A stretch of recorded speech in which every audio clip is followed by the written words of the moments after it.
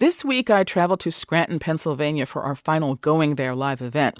Because it was our final event, we and our partners at member station WVIA wanted to go big. So we decided to talk about something that affects all of us. We wanted to ask, what does it mean to be a good citizen? We gathered with 5 panelists and a capacity crowd at the University of Scranton to talk it over. Eric Liu is the author of several best-selling books. The latest is You're More Powerful Than You Think, A Citizen's Guide to Making Change Happen. He's a former presidential speechwriter. Andrea Mulrine is with a local nonprofit, Scranton Tomorrow. She's also a former chapter president of the League of Women Voters. Amilcar Arroyo is an immigrant from Peru and is involved in all kinds of community projects, including a Spanish-language newspaper in nearby Hazleton, Pennsylvania. Political columnist Talina Zito also joined us. She's spent the last few years traveling the United States by car, taking the pulse of the small cities and towns off the interstates. And Linda Clyett-Wayman, an educator who successfully turned around a number of schools that are considered failing, most recently in North Philadelphia. And I started by asking our panelists how they view the current state of our democracy. Eric Liu went first. There's no question the body politic is sick. It has been sick for a really long time. It would still be sick had the election gone the other way. This is not even about the 2016 election results, right? And I think the sickness that we're describing here, one of the things to name is we are at the tail end of 3 or 4 decades of some of the most grinding, crunching, severe, radical inequality that this country has seen in its history, since comparable to the eve of the Great Depression, kind of concentration of wealth and voice and opportunity. And people have been feeling that for decades, right? They feel it when jobs have left regions like this. They feel it when schools in cities are crumbling and the American dream seems very distant to a lot of young people. They feel it when venerable old institutions like League of Women Voters find it harder and harder to get younger people engaged. There's this sense that the bargain got broken, right? And that is a very cross-partisan sense, I think, a cross-ideological sense. And I think one of the things that we are seeing right now across the left and the right is what I call a great push back.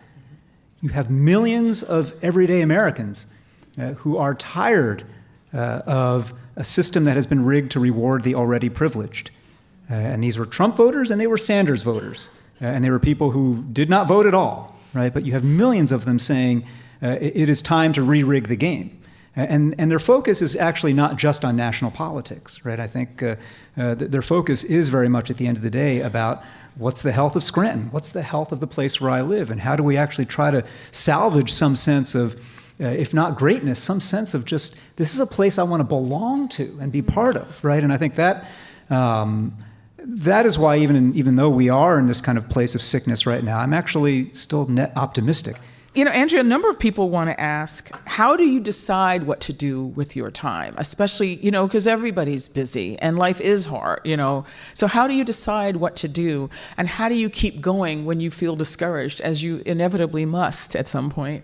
Well, I think that you find something that you're passionate about. And, I'm sure that I got involved like a lot of other people get involved through my son. So it was PTA, it was Boy Scouts, it was things like that. And then my passion, and if you had ever told me that I would know anything about government, I would have laughed at you if you had told me this 30 years ago, because I had no interest in being involved in government. But when I lived in a city that was declared distressed, and I'm one of those people who yells at the television and I yell about the newspaper, so I'd be reading the newspaper or watching the local news and yelling at the TV and going, how can they be doing that? Even I know nothing, and even I know better than that. And that's how I started getting involved, because I was passionate about it. And I said, there has to be a difference. There has to be a change. Linda, what about you? Can that attitude be taught? Yes, and it can be taught through education and through examples of teaching children about history, about their history, teaching children about government, and teaching children about why it is important to be responsible in this country. So the answer is yes, it can definitely be taught. And how do you teach? Because one of the reasons that we were glad you could come is that you have experience in working with schools that the kids are having a tough time. I mean, and I just, you know what I mean? It's one thing when you work, let's just be honest, when you work with privileged kids, it's easy to say to them, listen, a lot has been given to you and you owe something back. But what about when you're working with kids for whom a lot has not been given to them? And I wonder, what do you say? Well, I tell them the truth about life. And what I usually tell them is, you live here in this country and this country owes you something, but you also owe it something. So therefore, no matter what your situation is in life, and I tell them all the time, look, we all been given a raw deal, and all of us have had a lot of things happen to us. But it still does not mean that we don't be our best selves, and it still does not mean that we do not go out and do something for our family, for ourselves, and for our community. Okay.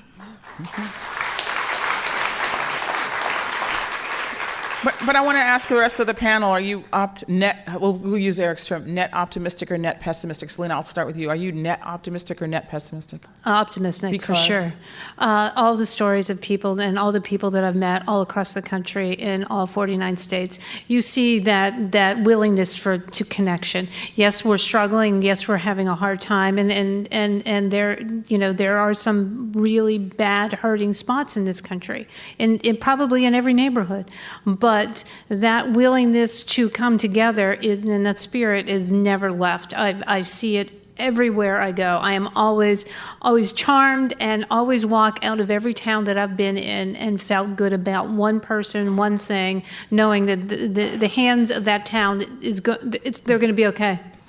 Amilcar, what about you? I'm optimistic. I am a truly believer of the democracy. I think we have to get that experience. We have to see the future with hope, because United States, it was a great country, it is a great country, it will be a great country because we have to work together, no difference. When we put a couple of children with different colors, they don't see difference, but here, in this audience, we see difference, and that is what we have to learn. United States is a country of immigrants, and we have to accept that. People that they are now third or second generation of immigrant, they don't respect the first generation of the new immigrant like me, that I love United States and I can give my life and my family life for this country, for this flag. That means that I wasn't born here. I don't have the same feelings that you have for United States of America. Give us an assignment. Give us an assignment. Who wants to start? Linda. Well, I once read in a textbook that we should all believe that we hold the office of citizen and that we can't be voted out. We don't have a 4-year term. We don't have a 2-year term. We're in office forever. And so because we're in office forever, we should always make time to talk to young people about their duties and their responsibility about being a citizen. We must always use our influence and our power to make everyone understand that we have to make this country a better place for the next generation. So your homework assignment is always remember that you hold this office of citizen. Eric? The assignment that I would have actually is not only about power and getting more literate and understanding how power works in civic life, but it goes back to what Michelle was asking a moment ago about bridging these divides. I think the assignment that we each have to take upon ourselves right now is just to rehumanize our politics. Our politics is... Our politics is a downward death spiral of demonization right now, and as somebody who's a Democrat and votes in progressive ways, I might be able to point my finger and blame folks on the other side and say it's their fault, and maybe it is more their fault than my fault. But at a certain point, it really doesn't matter, as it is with any parent talking to their kids, who started it. Right? What matters right now is how we're going to close that out and how we're going to finish it. And I spent a day a few weeks ago actually down in Dallas with Glenn Beck. And I went on his radio show and TV show. And I give Glenn Beck great credit, not only for having me on, but for the way he started this conversation, which was this. He asked a very simple rehumanizing question, which wasn't about the Affordable Care Act or taxes or anything. He asked, what are you scared of? What are you scared of? And I first gave the surfacey answer, I'm scared the Republic is ending, And then I went deeper and I just talked about family loss and about things that I'm scared of and about the kind of, and then it just opened up a whole different channel. He talked about his family, he talked about his upbringing, and we connected on a level as humans that it didn't change our minds necessarily. We still argued later about transgender bathrooms and whatever else it might be, but I could no longer demonize him. because we had now seen each other on a different level, right? And again, this is no panacea. And this is not to pretend that there aren't deep structural wrongs in our politics right now. But if we're going to fix it, we fix it by first seeing each other and feeling each other as humans.